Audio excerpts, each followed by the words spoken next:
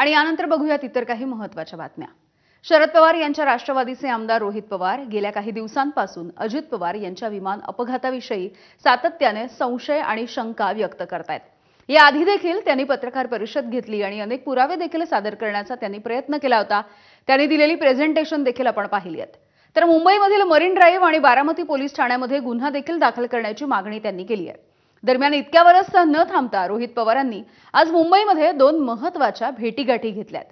सगळ्यात आधी त्यांनी शिवतीर्थ या निवासस्थानी जाऊन मनसेचे अध्यक्ष राज ठाकरे यांची भेट घेतली आणि राज ठाकरेंना हा घटनाक्रम त्यांनी सांगितला। या संदर्भात जे पुरावे आहेत त्याविषयी त्यांनी माहिती दिली। ही भेट झाल्याच्या नंतर पुढे रोहित पवार हे विधान भवनामध्ये गेले होते आणि तिथे त्यांनी मुख्यमंत्री फडणवीसांची भेट घेतली आहे। आपल्याजवळ असलेली सर्व माहिती त्यांनी मुख्यमंत्र्यांना देखील सांगितली आहे। मुख्यमंत्र्यांनी या सगळ्या घटनेचा पाठपुरावा करावा अशी मागणी देखील केल्याचं रोहित पवार यांनी या भेटीच्या नंतर सांगितलं आहे।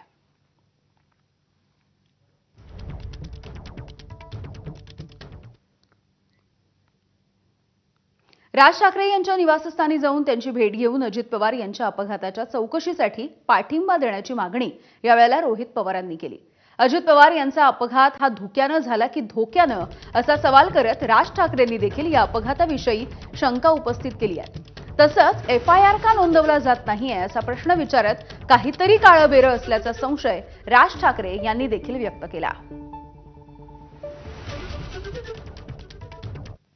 प्रश्न असा आहे की अजित पवार गेल्यानंतर अनेक संशयाची भूतं ही अजूनही फिरत आहेत त्या सगळ्या गोष्टींच्या अपघाताच्या मागे। मध्यंतरी मी कोणाशी तरी बोललो होतो की अपघात हा धोक्याने झाला का धोक्याने झाला हे अजूनपर्यंत महाराष्ट्राला समजत नाही आहे। सरकारी दबावामुळे एफआयआर जर नोंदवला जात नसेल तेही अजित पवारांसारख्या व्यक्तीसाठी तर याच्यात काय नेमकं काळबेरं आहे ते मला असं वाटतं सरकारला सांगावं तर लागेलच निश्चित।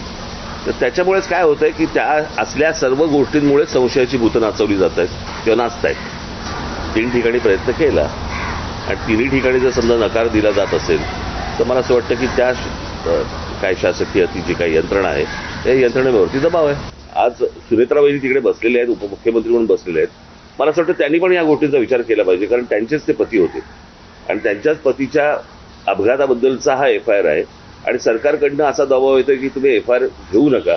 पण अधिकाऱ्यांना जर समजा सरकारच सांगत असेल की करून घ्यायचं नाही तर तुम्ही अधिकाऱ्यांना काय दोष देणार? नाही, आता मला असं वाटतं की त्यांनी हा प्रश्न विधानसभा अधिवेशन सुरू आहे, अधिवेशनामध्ये ही गोष्ट मांडावी। उद्या लोकसभेचं अधिवेशन सुरू होईल त्यावेळेला मला असं वाटतं राष्ट्रवादीच्या खासदारांचे प्रश्न तिकडे उपस्थित करावेत आणि त्यातल्या सगळ्यात महत्त्वाचं म्हणजे या गोष्टींबद्दल सुनेत्राबाईंनी बोलल्या पाहिजे। मुख्यमंत्री तर बोललेच पाहिजेत पण सुनेत्राबाईंनी देखील बोलल्या पाहिजे। तर दुसरीकडे रोहित पवार यांनी मुख्यमंत्र्यांची देखील आज भेट घेतली आहे। दोघांमध्ये 10 मिनिटं चर्चाही झाली। यावेळेला त्यांनी अपघाताविषयीचे रिसर्च पेपर आणि कागदपत्र देखील मुख्यमंत्र्यांना दिली आहेत।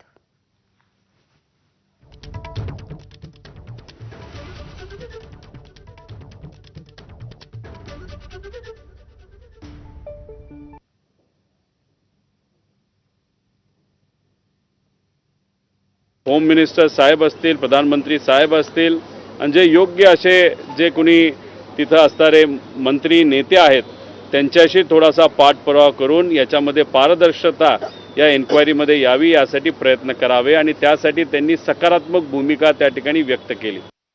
आज श्री रोहित पवार इन्होंने मेरी भी मुलाकात की, उन्होंने मुझे एक पत्र दिया है जी।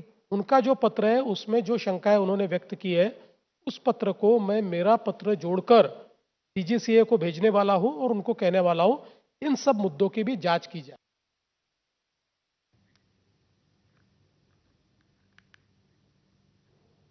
बघूयात पुढची बातमी।